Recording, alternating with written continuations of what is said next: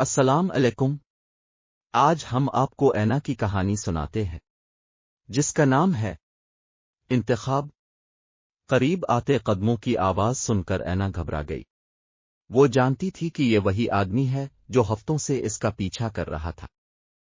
اس نے دفتر سے اس کے گھر کا پیچھا کیا تھا اور اب وہ اس کے اپارٹمنٹ میں گھسنے کی کوشش کر رہا تھا۔ اس نے اپنا فون پکڑا اور 15 ڈائل کیا، لیکن کوئی جواب نہیں ملا۔ اس نے گھبراہٹ کی لہر محسوس کی جب اسے احساس ہوا کہ لائن کٹ چکی ہے۔ وہ بھاگتی ہوئی بیڈ روم میں گئی اور اپنے پیچھے دروازہ بند کر لیا۔ اس نے اپنے دفاع کے لیے ارد گرد کچھ دیکھا، لیکن اس کے پاس صرف ایک جوڑا قینچی اور ایک لیمپ تھا۔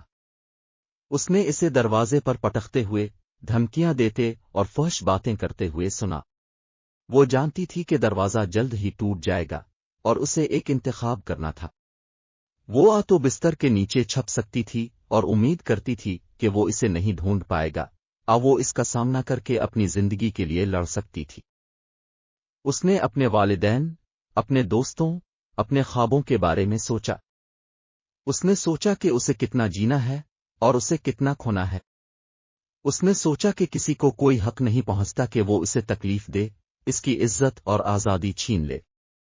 اس نے اپنا ذہن بنا لیا۔ وہ قینچی اور لیمپ پکڑ کر دروازے کے پاس انتظار کرنے لگی۔ جب وہ اس کا سامنا کرنے کے لیے تیار ہو رہی تھی تو اس نے ہمت میں اضافہ محسوس کیا۔ وہ جانتی تھی کہ یہ خطرناک ہے، لیکن وہ یہ بھی جانتی تھی کہ یہ اس کا واحد موقع ہے۔ اس نے لڑنے کا فیصلہ کیا، اپنے دفاع کے لیے، زندہ رہنے کے لیے۔ اس نے دروازہ کھلنے کی آواز سنی اور اس کا چہرہ دیکھا۔ اس نے ماسک پہنا ہوا تھا، لیکن وہ اس کی آنکھوں کو پہچانتی تھی۔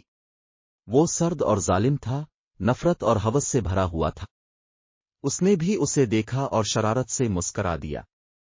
وہ اس کی طرف لپکا لیکن وہ تیار تھی۔ اس نے اس کے سر پر لیمپ دے مارا اور قینچی سے وار کیا۔ وہ درد سے چیخا اور فرش پر گر گیا۔ وہ اس کے پاس سے بھاگی اور اپارٹمنٹ سے باہر نکل گئی۔ اس نے باہر پولیس کی گاڑی دیکھی اور بے چینی سے ہاتھ لہرایا۔ افسران نے اسے دیکھا اور اس کی مدد کو پہنچے۔ وہ اس شخص کو گرفتار کر کے لے گئے۔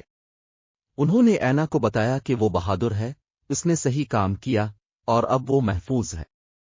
اس نے راحت کی لہر محسوس کی جب اسے احساس ہوا کہ یہ ختم ہو چکا ہے۔ اسے اپنے بدترین خوف کا سامنا تھا اور اس نے اس پر قابو پا لیا تھا۔ اس نے ہمت دکھائی تھی اور وہ بچ گئی تھی۔